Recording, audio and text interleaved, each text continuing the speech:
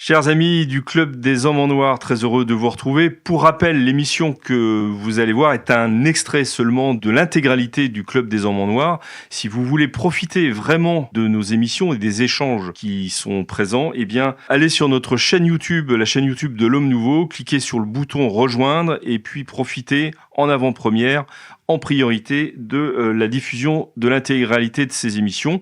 Sinon, vous pouvez également aller sur le site de l'Homme Nouveau, renseigner votre adresse courriel pour être prévenu de la diffusion de ces émissions du Club des Hommes en Noir.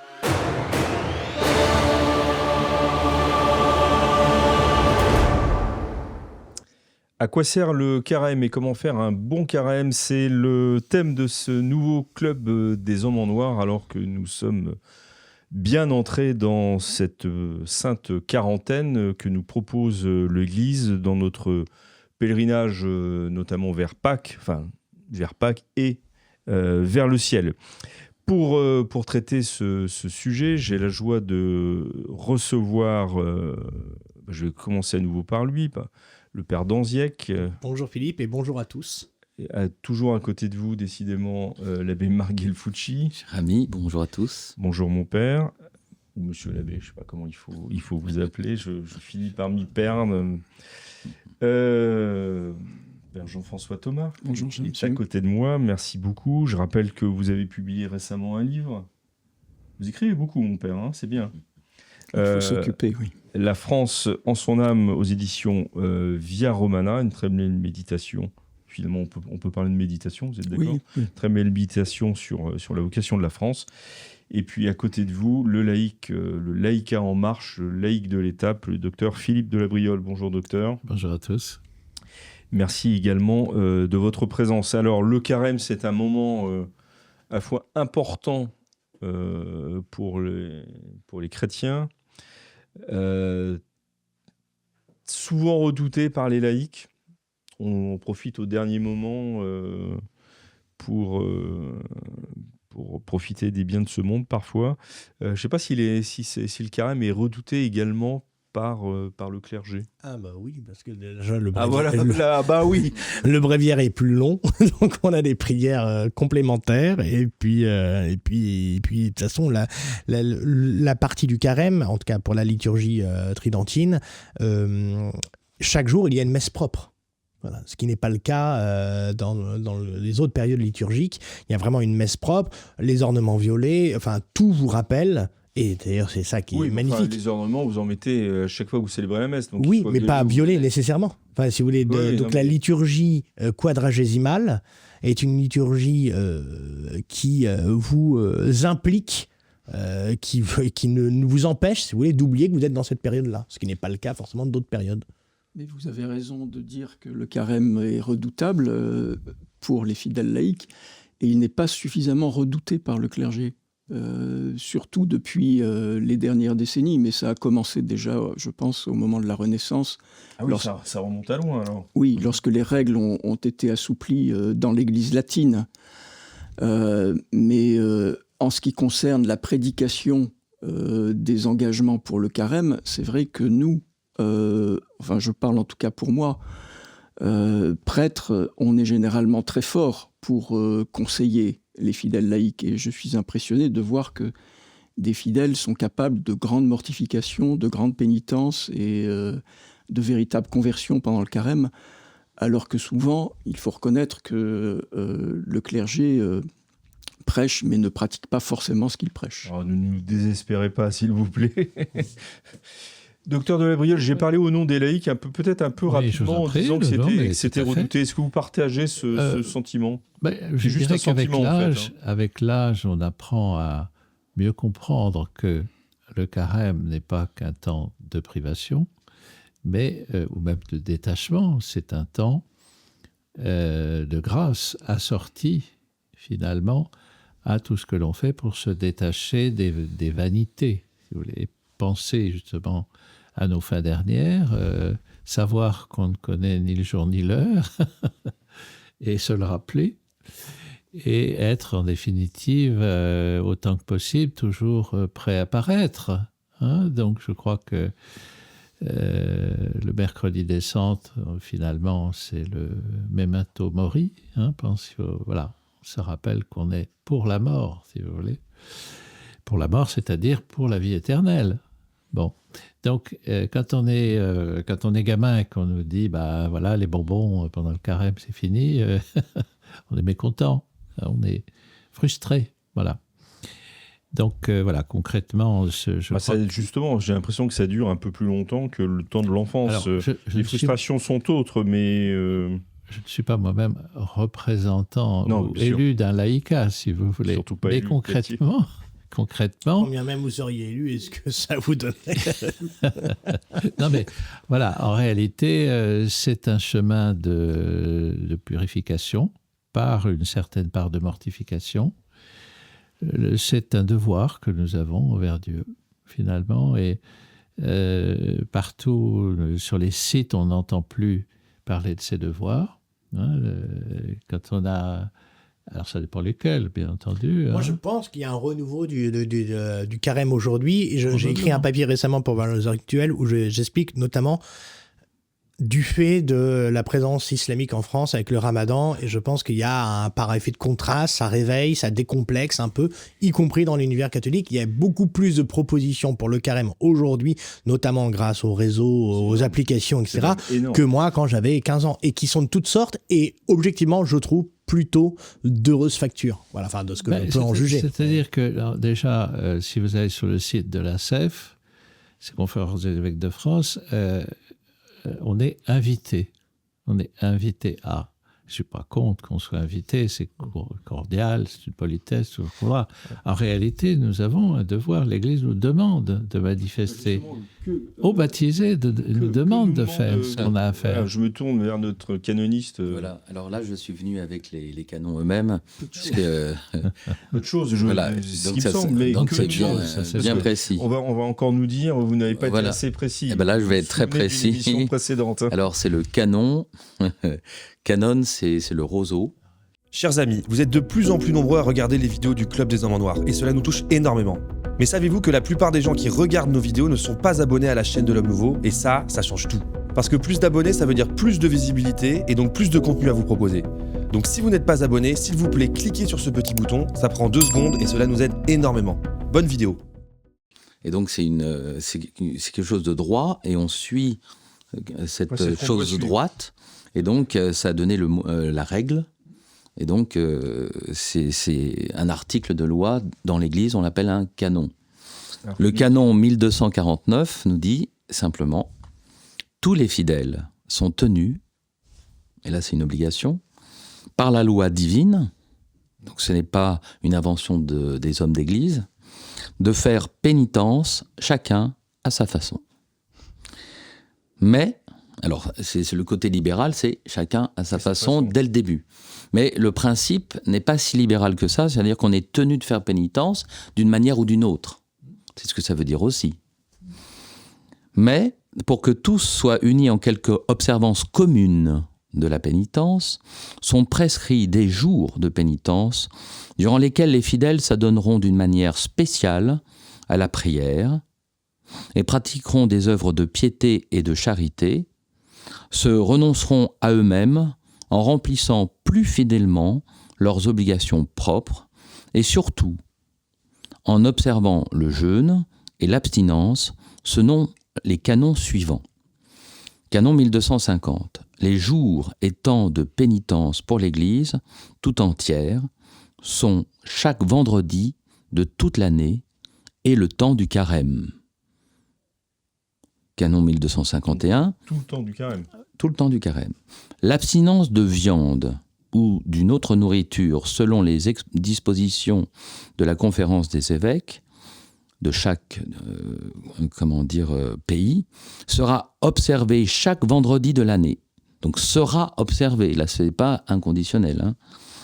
À moins, malheureusement, vous voyez, c'est le côté libéral, à moins qu'il ne tombe... à moins qu'il ne tombe l'un des jours marqués comme solennité. Par exemple, le 19 mars, si ça tombe un vendredi, on peut manger ce que l'on veut. Il n'y a pas de ce sens de pénitence par l'alimentation. Ça tombe un mercredi cette année, donc c'est raté. Mais l'abstinence et le jeûne seront observés le mercredi des cendres et le vendredi de la Passion et de la mort de notre Seigneur Jésus-Christ. Donc actuellement, il n'y a que 2 jours absolus. Et d'ailleurs, on dit habituellement que c'est sous peine de péché grave, hein, le mercredi des cendres et le vendredi saint. Canon 1252, c'est bientôt fini, sont tenus par la loi de l'abstinence les fidèles qui ont 14 ans révolus. C'est-à-dire qu'ils s'abstiennent de viande, mais jusqu'à la mort. Il n'y a pas de date de fin. Hein. Mais sont liés par la loi du jeûne, c'est-à-dire, on va l'expliquer, tous les fidèles majeurs, c'est-à-dire à partir de 18 ans, jusqu'à la 60e année commencée. C'est précis. Les pasteurs d'âmes et les parents veilleront cependant à ce que les jeunes dispensés de la loi du jeûne, donc avant 18 ans, les adolescents, les enfants et les adolescents, et de l'abstinence en raison de leur âge, soit avant 14 ans, soient formés au vrai sens de la pénitence. Dernier canon, 1253. La conférence des évêques peut préciser davantage les modalités d'observance du jeûne et de l'abstinence, ainsi que les autres formes de pénitence, surtout les œuvres de charité et les exercices de piété qui peuvent tenir lieu en tout ou en partie de l'abstinence et du jeûne. Excusez-moi, il y a encore 5 lignes. Mais très vite alors. Parce voilà, décret de 1986 pour la France. Les catholiques doivent traduire en actes, d'une manière habituelle, leur volonté de se conformer à Jésus-Christ, notre Sauveur, d'approfondir la conversion baptismale, de rejoindre tous ceux qui, près de nous et à travers le monde, sont dans la souffrance ou le besoin. Tous les vendredis de l'année, en souvenir de la passion du Christ, ils doivent manifester cet esprit de pénitence par des actes concrets, soit en s'abstenant de viande, ou d'alcool, ou de tabac, soit en s'imposant une pratique plus intense de la prière et du partage. Donc ça veut dire qu'on peut prendre un beefsteak un vendredi, mais il faut aller visiter, voilà. Pendant le temps du carême, tous les vendredis, ils doivent s'abstenir de viande s'ils le peuvent. Donc, tous les vendredis de l'année, c'est soit, mais pendant le carême, la demande est plus précise. S'ils le peuvent. S'ils le peuvent. Et je termine, il n'y a plus que ça. Et le mercredi des cendres, jour où commence le carême, et le vendredi saint, jour de la mort du Sauveur, ils s'abstiennent de viande. Ils jeûnent en se privant substantiellement de nourriture selon leur âge et leur force et réservent un temps notable pour la prière. Donc ça veut dire que les 2 seuls jours obligatoires, c'est le mercredi des cendres et le vendredi saint. Est-ce que est-ce que ce peu d'exigence finalement, au regard, vous l'avez rappelé, c'est depuis la Renaissance que la discipline latine en la matière va sans cesse en diminuant. Est-ce qu'au moins c'est diffusé, enseigné dans les paroisses? Est-ce que c'est rappelé? Il y a peut-être 2 éléments à votre question. C'est que autrefois, les règles étaient plus strictes. Était-elle pour autant suivie? C'est une question qu'on peut poser. Très certainement, comme la culture était davantage marquée par le christianisme, il y avait davantage d'observance. Mais est-ce que cette observance était une observance cordiale ou est-ce que c'était une observance servile? Voilà, je ne sonde pas les reins et les cœurs. Et puis, en effet, même le père Louis Bouillet, dans les années 50, soulignait que le carême n'était pas du tout pratiqué comme il le devrait dans les paroisses françaises, etc., etc. Donc ça, c'est un premier élément. Le deuxième élément, est-ce qu'aujourd'hui c'est rappelé et enseigné? J'allais dire, oui, c'est continue d'être enseigné. Est-ce que c'est suffisamment enseigné? Est-ce que c'est rappelé?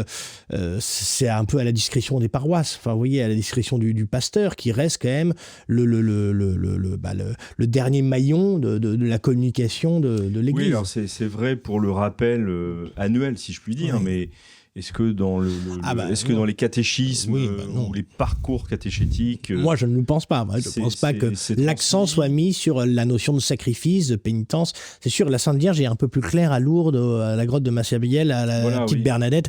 Pénitence, pénitence, pénitence. Voilà, au moins c'est clair. Elle le redira au petit pâtre à Fatima. Non, c'est sûr qu'il y a un petit malaise dans la notion de sacrifice. Mais qui découle même dans la notion de sacrifice, dans le sacrifice de la messe. Vous voyez, la notion de sacrifice est une notion qui est un peu, sinon étrange, en tout cas malaisante aujourd'hui dans la pastorale, en fait. Voilà. Chers amis, vous êtes en train de regarder le Club des Hommes en Noir. Je me permets juste de vous dire que saint Ambroise disait que nous ne serons pas jugés sur ce que nous aurons donné, mais sur ce que nous aurons gardé. Vous nous regardez ? Eh bien, ne gardez pas pour vous tout cela, donnez-vous. Allez maintenant dans la description de la vidéo pour effectuer votre don. Un grand merci. À mon sens. Oui, le sacrifice, les mortifications, les privations ont bonne presse, en fait, à notre époque, mais pas dans le domaine religieux. Donc on est prêt à tout ça pour retrouver la ligne, pour avoir une bonne santé, etc. Dans la Sainte Église, les choses sont plus complexes et plus diversifiées. Il ne faut pas prendre uniquement la France, qui est particulièrement libérale dans ce domaine, avec la conférence épiscopale française et ses décisions très bizarres. Il y a des pays où cela demeure beaucoup plus strict, et notamment des pays qui sont encore à majorité catholique. C'est vrai que quand on est porté par tout un peuple, on se plie beaucoup plus facilement à des règles, y compris des règles très strictes. Je me souviens, lorsque j'étais en Roumanie, alors c'est vrai dans les églises orthodoxes, mais c'est vrai aussi dans les églises catholiques de rite byzantin, le carême était très strict, et c'est un carême qui ressemble plus au carême qu'on connaissait dans l'église latine au Moyen-Âge que dans l'église latine aujourd'hui, mais on s'y fondait beaucoup plus facilement parce qu'il y avait ce soutien fraternel, en fait. Tout le monde faisait la même chose. Quand vous prenez, par exemple, en Russie aujourd'hui, durant le carême orthodoxe, y compris dans les restaurants, vous avez des menus qui sont des menus de carême. Parce que la privation de nourriture est très stricte dans le rite byzantin. On ne mange pas de viande, on ne mange pas de poisson, on ne mange pas d'œufs, on ne mange pas de gras, on ne mange pas de sucre. Donc il reste très peu de choses, mais on peut quand même se nourrir, évidemment, de façon sobre. En ce qui concerne la privation de la viande, moi je trouve que ce qui est dommage, c'est que la signification symbolique, mais très profonde, n'est jamais donnée. Elle n'est jamais rappelée. Oui, elle n'est jamais rappelée. Et on voit même d'ailleurs des catholiques qui pensent qu'on se prive de viande parce que la viande c'est meilleur que le poisson ou qu'un autre aliment. Non. La viande, on s'en prive parce que le vendredi, la seule chair qui doivent être l'objet de notre dévotion, c'est la chair de notre Seigneur sur la croix. Et donc il est dommage que les évêques en France, je crois que c'était dans les années 1970, aient décidé que la privation de viande était tout à fait facultative. Parce que c'est enlever encore un peu plus la signification, comme l'a rappelé le père d'Anziac, la signification également du Saint-Sacrifice de la messe. Parce que tout est lié, en fait. Donc nos privations sont liées aussi à tout le reste du contenu de la foi. En somme, pour faire un bon carême, si je vous comprends, si je vous entends bien, il faut en retrouver toute la signification profonde. Oui. Et pas simplement poser des actes déconnectés de toute finalité, de tout sens. Oui, et d'ailleurs on le voit bien dans la vie des saints. Enfin, qui est le saint ? Alors je ne parle pas des saints qui sont très contemporains, mais les saints jusqu'au milieu du XXe siècle, qui sont les saints qui n'ont pas pratiqué la mortification et la pénitence ?